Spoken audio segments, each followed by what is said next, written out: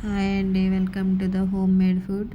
ఈరోజు మన రెసిపీ వచ్చేసరికల్లా బ్యాచులర్ చికెన్ ఎలా చేసుకోవాలనేది చూద్దాము.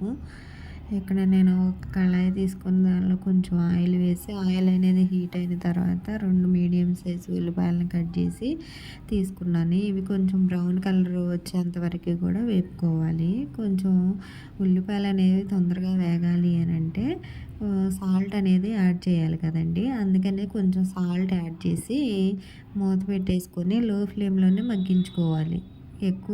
ఎక్కువగా మంట పెట్టేస్తే ఉల్లిపాయ అనేది చుట్టుపక్కలంతా మాడిపోతుంది, కానీ మధ్యలో మాత్రం ఫ్రై అవ్వకుండా ఉంటుంది. కాబట్టి లో ఫ్లేమ్లోనే చక్కగా మూత పెట్టేసి మగ్గించుకోవాలి.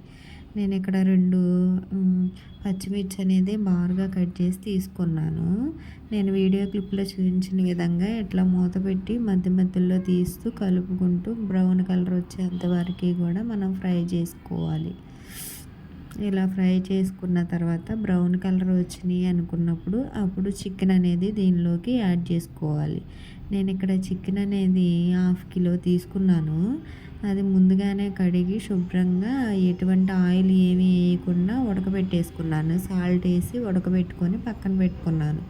ఇప్పుడు బ్రౌన్ కలర్గా వేగినటువంటి ఈ ఉల్లిపాయల్లోకి ఇప్పుడు నేను ఉడకబెట్టుకుని పక్కన పెట్టుకున్నటువంటి చికెన్ తీసుకొని చిటికెడంత పసుపు, 2 స్పూన్లన్నర కారం అనేది వేసి మొత్తం కలిపేసి చక్కగా బాయిల్ చేసుకోవాలంటే మీడియం ఫ్లేమ్లో పెట్టేసుకొని ఉడకబెట్టేసుకోవాలి. ఆల్రెడీ చికెన్ అనేది ఉడికిపోయింది కదా, కొంచెం సాల్ట్ కూడా మనం యాడ్ చేసాము. ఉల్లిపాయల్లో యాడ్ చేసాము, చికెన్ ఉడికేటప్పుడు యాడ్ చేసాము కాబట్టి చూసుకొని వేసుకోవాలి.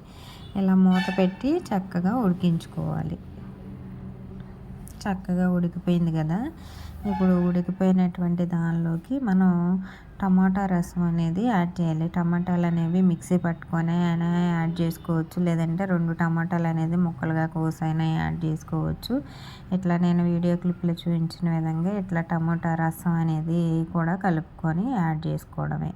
ఇలా టమాటా రసం అంతా కూడా కలుపుకొని మొత్తం కలిపేసి మూత పెట్టేసుకొని కొంచెం హై ఫ్లేమ్లో పెట్టుకొని ఉడకబెట్టుకోవచ్చు. ఈ రసం అంతా కూడా చక్కగా ముక్కలకి పడితే పచ్చివాసన అంతా పోయేదాకా ఉడకబెట్టుకోవాలి. ఉడికిపోయిన తర్వాత దీనిలోకి ఒక 2 స్పూన్లు అల్లం వెల్లుల్లిపాయ పేస్టు, తర్వాత ఒక ధనియా పౌడరు, గరం మసాలా పౌడరు, తర్వాత కస్తూరి మేతి మొత్తం వేసి ఒకసారి కలుపుకోవాలండి. కలుపుకొని కొంచెం ఉడకబెట్టుకోవాలి. లో ఫ్లేమ్లోనే ఒక 5 నిమిషాలు ఉడకబెట్టేసుకుంటే దానిలో ఉన్న పచ్చివాసన మొత్తం కూడా పోతుంది.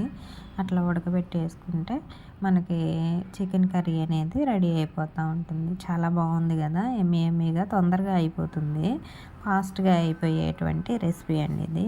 మనం ఎప్పుడైనా అర్జెంటుగా ఉంది అనుకున్నప్పుడు, త్వరగా చేసుకోవాలనుకున్నప్పుడు ఎలా ట్రై చేసి చూడండి ఒకసారి. నా ఛానల్ కనుక నచ్చినట్లయితే ప్లీజ్ లైక్ చేయండి, షేర్ చేయండి, సబ్స్క్రైబ్ చేయండి.